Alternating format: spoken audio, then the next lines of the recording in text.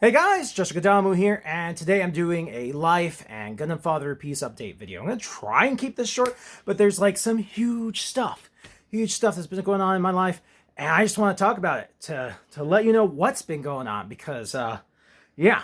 Before I get to that, just want to announce today's sponsor, TokyoTiger.com. They make cool and deliciously random t-shirts. Some of them are pretty random, but I got a sponsorship offer from them. I decided to take them up on it, and I thought, these might be just some like cheap Chinese things. No, like this is some nice stretchy material. I really like this hoodie. Because I thought that was cool, I got this guy, giant hot dog monster, also deliciously random, and I am a Princess Mononoke fan. Definitely. So, special thanks to Tokyo Tiger for sponsoring this video for this channel. Mostly just this video. But check out their stuff. They got some really cool shirts. So, on to the show. So, once upon a time, I started this YouTube channel. I got married and I started having some weird health issues. I would like run out of energy and need sugar to be functional again. To walk and talk and chew became kind of challenging, but a man needs to work. And it wasn't too bad. They were like, oh, it's hypoglycemia. I was like, okay, I guess I'll just eat sugar when I'm low. So I did that. But it kept getting worse slowly. It made making Gundam Father of Peace, which I had started at that point in my life about 17 years ago, pretty easy. Can you believe it's been 17 years? Crazy. So, it kind of limped along. Stop motion is slow by itself, especially an undertaking that we took on. Insane. We're either stupid or tenacious. I'm not really sure which. But it kept going. And finished episode 1, woo! And then started on episode 2. Things just kept getting worse and worse with my health. Started going to the doctor, and they're like, yeah, you don't have hypoglycemia. We're not sure what you have. I would lose the ability to walk, to talk, and to chew. I just end up kind of... I wouldn't be able to, like, communicate. I'm low. I need sugar. Please save me. And so they figured out that I had an energy storage disorder. It's very rare. You're usually born with it. And there's no cure. No cure. There's no cure. There's no cure. So they put me on metformin and said, as this builds up in your body, you'll reach a point where you're better-ish. You'll reach a plateau. And don't stop off the metformin because you'll just go straight back downhill. Okay. And slowly, over 8 years, where I was pretty much unofficially disabled. I had jobs I did on the side, couldn't work full-time anymore, were outside the home for the most part. I made a small amount of income that amounted to a bad joke, but was slightly better than disability. Like sometimes I was like, this is so hard. Why don't I just go on disability? How much will I make on disability? Oh, that's $200 less. No, it's hard enough as it is, And then what would I do with my time? So I kept doing the eBay store. I'm a part-time pastor in Idaho. And life was hard. There were times I thought of just killing myself. Stopping. Game over. This isn't worth it. And my wife, my church, helped me through a lot of those tough times. I hung in there. And slowly my health started to build up, like a penny's worth better each day, and slowly I started filming Gundam Father of Peace again, and we finished episode 2. I never got the full compilation out because the computer died, but I will complete that compilation. I put music to it and everything. Like, I just gotta redeem the computer. That's the next project. Anyways, so one day I went to a men's conference, a Christian men's conference retreat, and someone prayed for me for healing. Specifically what they felt like they had from the Lord was that my identity would no longer be found in my illness. That was the word they spoke over me. And from that point on, I have been 100%. I don't lose the ability to walk. I don't lose the ability to talk. I can go upstairs as many times as I want to, and half of my house is upstairs. Understand, those 8 years were hard. I'd go downstairs in the morning. I'd be like, oh, that Gundam part is upstairs.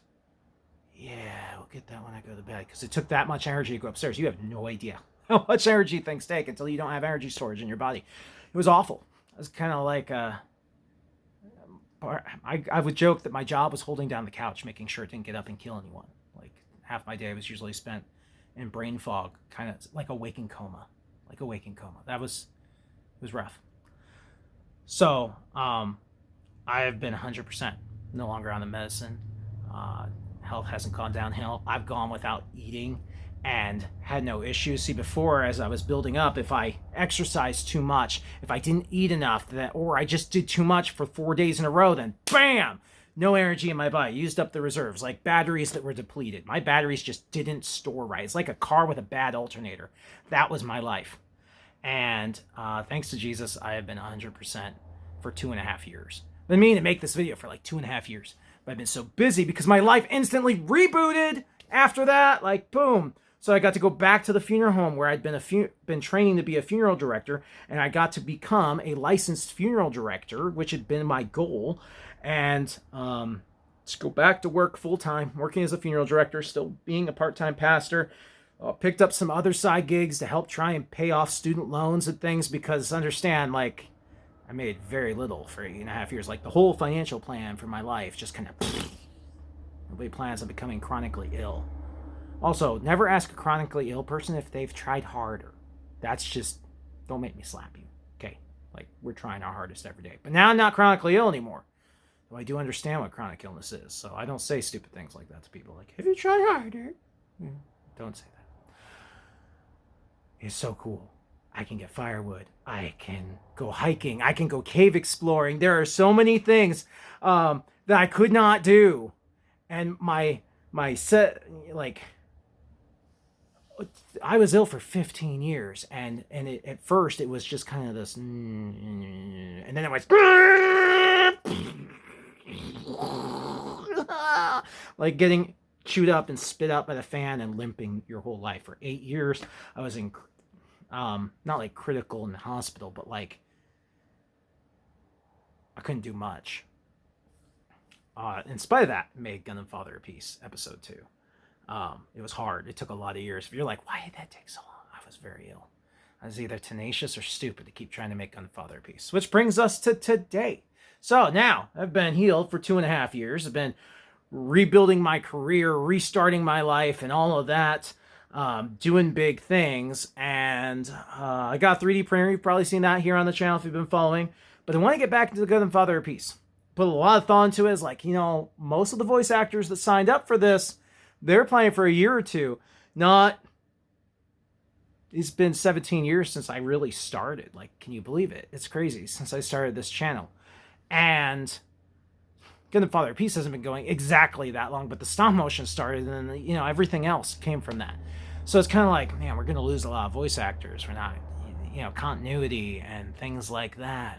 Do I just make a new series? Do I just abandon it and put a lot of thought into it? And I believe that I'm going to continue doing Gundam Father of Peace. But it's hard in some different ways now. Like, now I have the energy and the mental capacity. It was brain fog purgatory forever. When I was ill, I just couldn't think. I'd like sit there after, like, my day would start at 8 when I was super ill, stuck at home. I would work on the eBay store for about 4 hours. I would try not to lose the ability to walk and talk so that I could go get myself some food so I could kind of limp through the day. And then around noon, I was out. I was done. Do not pass go. Do not collect your $200. Hold down the couch. Watch cheesy movies that I got at a yard sale on VHS because they were cheap. And not even be able to follow the movie because my brain was just mush. Like, it was really kind of waking coma. But man, now everything's rebooted. It's so cool. So I'm not really sure how to launch back into Gundam Father of Peace, especially because episode 3 is Odessa. Like, what we did was huge to begin with, but Odessa is an entirely different scale. Like, we probably had 8 movie sets for Gundam Father of Peace, episodes 1 and 2. Odessa's ridiculous. So I'm hoping that will work out. That's the plan. I'm going to start slowly trying to make time in my life for that. At the same time, I'm looking at becoming a death investigator on top of all the other things I do. Coroner work is one of the things I've always wanted to do. So my life is really rebooted. I wanted to share that with you guys. That great news, praise God. I'm 100%. I don't take the medicine anymore. I lose the ability to walk and talk. I tested this thing hard, and it's an incurable disease. It has no cure. And I'm 100%. So I'm hoping now that kind of played catch up for 2.5 years, rebooting life, relearning skills, building my career, that I can get back into the things that I love, like stop motion animation. Well, if you made it this far, you get an imaginary toy Gundam. Bing! It's whatever Gundam you want, whatever color you want, because it's imaginary. Thanks for watching. Thanks for supporting this channel these 17 years, which is pretty cool. I'll catch you guys later.